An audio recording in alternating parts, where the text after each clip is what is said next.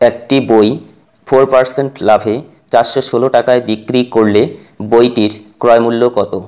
লাভ ক্ষতির এই অঙ্কগুলোতে বিক্রয় মূল্যটা লিখতে হবে, অর্থাৎ 416 এখানে আছে তাই 416 লিখলাম, ইন্টু 100 লিখতে হবে এই পার্সেন্টেজ চিহ্নের পরিবর্তে, আর নিচে লিখতে হবে এই লাভ যদি হয় তাহলে 100 এর সঙ্গে এই 4 যোগ করে, অর্থাৎ 104।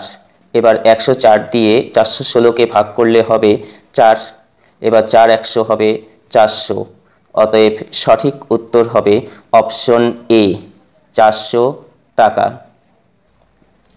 একটি শার্ট 6% লাভে 742 টাকায় বিক্রি করলে শার্টটির ক্রয় মূল্য কত হবে? লাভ ক্ষতির এই অঙ্কগুলোতে করতে হবে কি, এই বিক্রয় মূল্যটা লিখতে হবে, অর্থাৎ 742 ইন্টু পার্সেন্টেজ চিহ্নের জন্য 100 লিখতে হবে, আর নিচে লিখতে হবে যেহেতু লাভ হয়েছে তাই 100 এর সঙ্গে এই 6 যোগ করে 106 লিখতে হবে। তাহলে 106 দিয়ে 742কে কাটাকুটি করলে হবে 6 7 42, 7 হবে, তাহলে 7 100 হবে 700। অতএব সঠিক উত্তর হবে অপশন বি, 700 টাকা।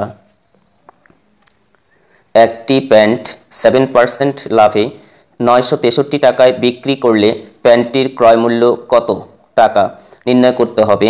এখানে এই 963 অর্থাৎ বিক্রয় মূল্যটা লিখব, ইন্টু এই পার্সেন্টেজ চিহ্নের পরিবর্তে 100 লিখব, আর নিচে লিখব যেহেতু লাভ হয়েছে তাহলে 100 এর সঙ্গে এই 7 যোগ করে 107 লিখতে হবে।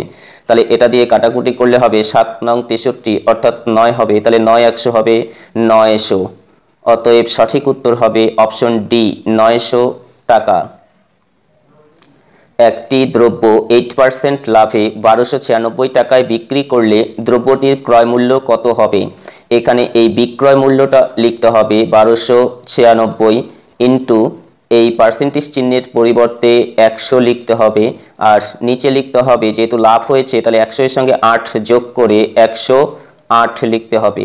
এবার 108 দিয়ে এটাকে কাটলে হবে 12, 8 12 96, 12 হবে, অতএব 12 100 হবে 1200 টাকা।